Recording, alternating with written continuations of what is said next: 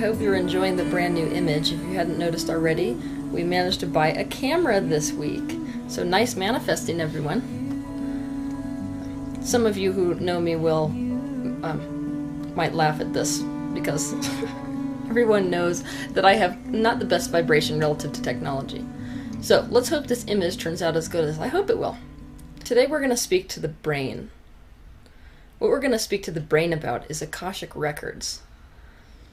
The Akashic records are a symbolic representation that the brain uses to represent the fact that every thought which has ever been thought exists.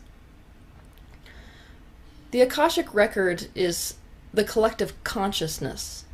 It has been referred to as the mind of God, which as such happens to contain the information or the energetic vibration of every thought which has ever been thought in any and all universes that have ever been since the first division of oneness or source. It also contains a bit of future. What I mean by it contains a bit of future is, from where you stand right now, you have paths of probability which extend past your lifetime. The future is always a vibrational match to the present. And so if you change a thought in the present, the future paths change. So what exists in the Akashic record relative to the future is just probabilities which stem from your current vibration right where you stand in your life at this very moment. When we in human consciousness often think of this storage of thoughts, we associate it with a library because that is what we in our human lifespans see as a collection of information. So often when people visit these nonlinear dimensions, the experience of being there is being pulled into linear understanding. So that which is nonlinear is being formatted in a linear way by the brain when you come back into third-dimensional reality. So it's a linear understanding upon re-entry into third-dimensional consciousness, and the entire experience is interpreted as sorting through records, or images, so an image library of sorts. As some of you may have noticed, you can't get experts in any field to agree. I'm going to do a video on this later, what to do when no one can agree, but I'm going to present to you some information which has never before been said about the Akashic records, because I'm not one of those who agrees with many of the experts as far as the Akashic records in the relation to interdimensionality is concerned. Conceptualizing of dimensions is something that the brain is concerned with. It's not something that the spirit is concerned with. But for the sake of the brain and explaining Akashic records, it's behoove us to go into the understanding of dimensions. As I've said before, dimensions are divided in terms of vibration. They're not a spatial concept. It's our brain which is meant to deal with space and time, meant to format wave function into space and time, that is really telling us that their dimensions are existing anywhere other than in the now. In reality, all dimensions exist on top of one another, in the same space. They're just different vibrations overlapped one on the other. So you are existing on all dimensions at all times. In my opinion, the Akashic records don't represent one dimension. That's what many people say. There's usually a consensus that the Akashic records exist on the fifth dimensional, or this kind of thing. But I don't think information is stored on one dimension or another dimension. So the way that it really works is that information is stored on the dimension which it corresponds to. So you could think of the entire Akashic record as a giant library, and let's say this library is source. Even though right now, as you're thinking about a library, you're probably thinking about a building. That's because the brain can't understand the concept of no beginning and no end, and it can't understand the concept of no borders. But if we're going to talk about about the Akashic records appropriately, we've got to give the brain something to latch onto. So let's call source the library. That's the ultimate dimension. All the dimensions within this library could be seen as different levels within a library, just like when you go to a library, there's floor 1, floor 2, floor 3. The different dimensions could be seen as these levels in the library. And there's different information relative to each level. So, each successive floor in this library is more expansive than the floor below it. So each successive floor contains all the information in the floors below it, including new information relative to the expansion, or the expansive totality of unity consciousness. Accessing the Akashic records has to do with you increasing your vibratory rate so as to be a match to one floor, and then the next floor, and then the next floor, and so on. Alright, I'm going to give you an example.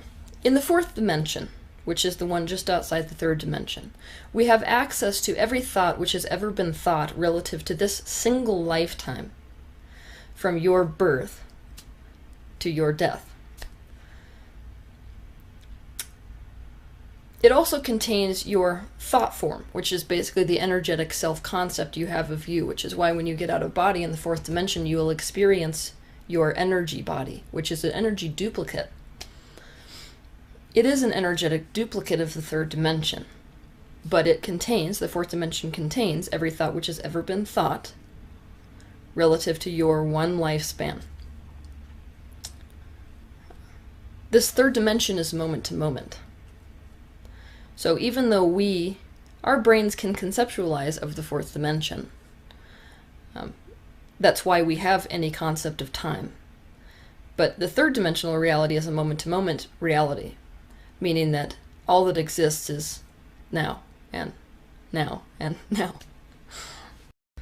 In the fifth dimension, every possible timeline from the single point that you've chosen for your third dimensional life exists.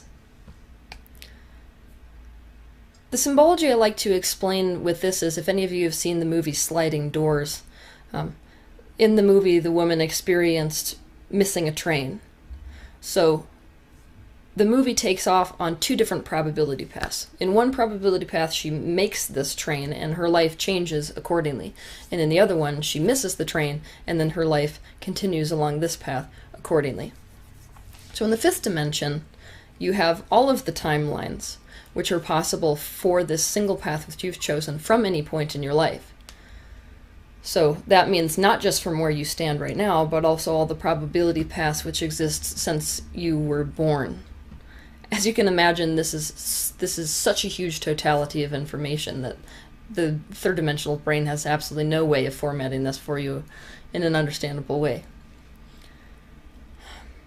So, within the timeline from your one birth to your one death, the fifth dimension contains all possibilities within that one path.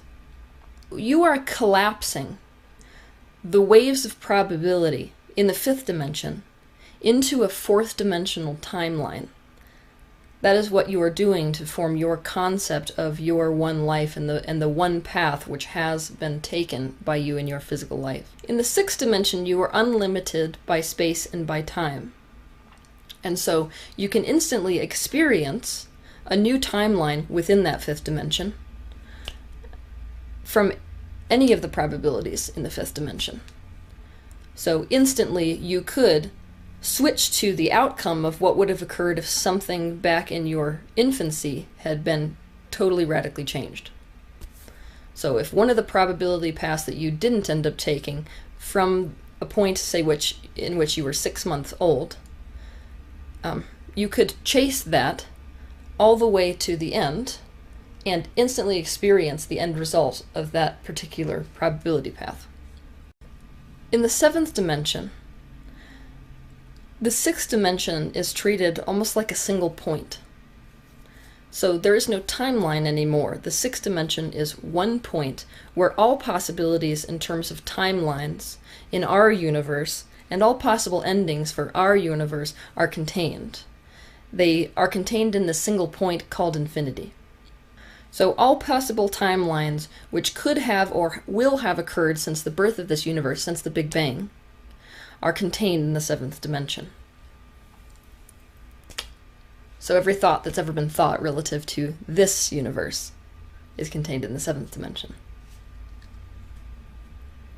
So it might be at this point where you'll be asking, how can there be more than infinity? The answer is there can be other infinities. Other universes created under different conditions, and when other universes are created under different conditions, there are different laws which apply to that universe. So, different laws other than the law of gravity. So, in these other universes and other infinities, the laws are not the same. The basic laws are not the same, because the initial conditions creating those universes also aren't the same. So in the 8th dimension, that's where you begin to have access to the infinity relative to this lifetime of this universe as it relates to the infinity of another universe or other universes. In the 9th dimension, you have access to being able to instantly experience any probability path from any timeline of being in any universe instantaneously. So when you're entering the 10th dimension, many of us like to refer to the 10th dimension as the most expansive level of the library. So this is the top level. What you're going to be experiencing with the 10th dimension is all probabilities of all universes in the 9th dimension. And all of those probabilities of all the universes in the 9th dimension are treated now as a single point. So we could go even further than that. When you go even further than that, you kind of have the walls of these library, which aren't walls at all. So instead of being the levels within the library, we're now the library itself. Difficult for the 3rd dimensional mind to conceive of, I understand, but when we're outside the 10th dimension, beyond, you're entering the 0-point field. So in the 10th dimension, all universes from the 9th dimension are treated as a single point, and in the 10th dimension, past the 10th dimension, you don't even have a point. What you have is this 0-point field, which is a sea of probability waves, which we would call source. That is the totality of collective consciousness, not the expressions of that consciousness. So it's important to understand that when we're exploring Akashic records, most people are referring to a 7th dimensional experience. That is the frequencies of where past lives exist. So that would be the totality of probabilities which have occurred for one soul from its origin in this universe to its end in this universe.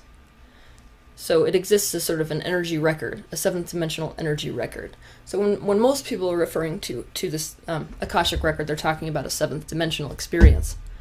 But I think it's more important to understand that when we're talking about the Akashic record, it contains much more than this.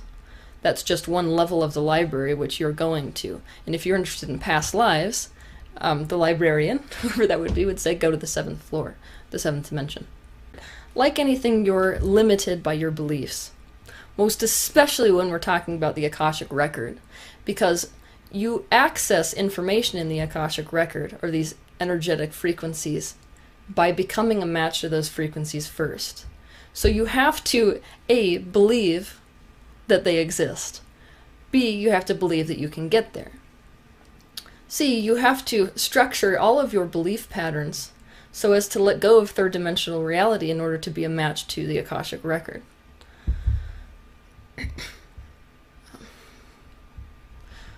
So this is the same way as saying you're limited not only by your beliefs when it comes to experiencing the Akashic records, but you're also limited relative to your beliefs according to what information you draw out of or are a match to in the Akashic records. So those people who raise their frequencies higher and higher are a match to higher levels of the library. All of this being said, any of you can access the Akashic records. It is a natural byproduct of raising your frequency, which is what all of us in the spiritual world are harping on. The more that you clear up your darker aspects, the more you do your shadow work, the more you face in the direction of what feels good, the more you're going to be a match to more and more information relative to the Akashic records.